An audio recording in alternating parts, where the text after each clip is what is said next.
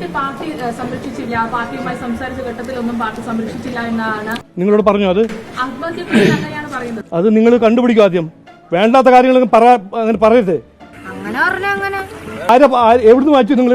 താങ്കളുടെ ഫേസ്ബുക്ക് പോസ്റ്റിൽ പറയുന്നു 2 ദിവസം മുൻപേ തിരുമല അനിൽകുമാറുമായി സംസാരിച്ചിരുന്നു. എന്താണ് നിങ്ങൾ സംസാരിച്ചത്?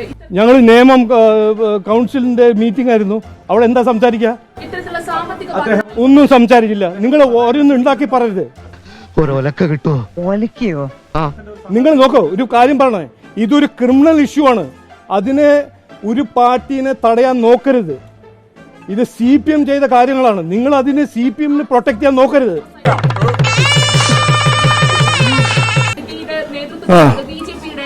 വേണ്ട, എനിക്ക് പറയാൻ ഒരു ആഗ്രഹമില്ല.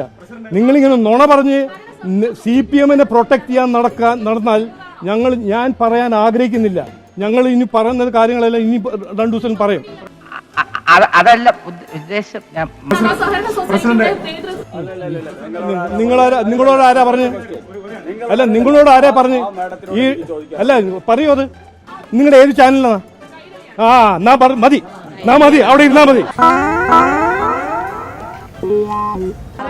നിന്നാ മതി അവിടെ. ചോദിക്കരുത്. നിങ്ങൾ ചോദിക്കരുത്. ഞാൻ മറുപടി തരില്ല. ഇന്നലെ ഒരു സൂയിസൈഡ് ചെയ്ത കൗൺസിലറാണ്. മനസ്സിലായില്ലേ? നിങ്ങളിങ്ങനെ നുണ പ്രചരിപ്പിക്കരുത്. പിന്നെ നിർത്തി അവമാനിക്കുവാണെന്ന്. ഇല്ല. ശുദ്ധ നുണയാണ്. നിങ്ങൾ നുണ പറയുന്ന ചാനലാണ്. ഒരു നാണമില്ലാത്തൊരു ചാനലാ. അല്ല, മരിച്ച ഒരാളെ കുറിച്ച് ഇങ്ങനെ പറയുന്നത് നാണില്ലേ നിങ്ങൾക്ക്?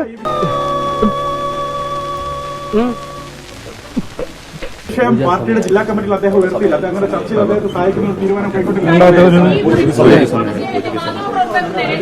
നിങ്ങൾ മാധ്യമപ്രവർത്തകല്ല. വല്ലാത്ത തലവേദന. ഞാനൊന്ന് കിടക്കട്ടെ.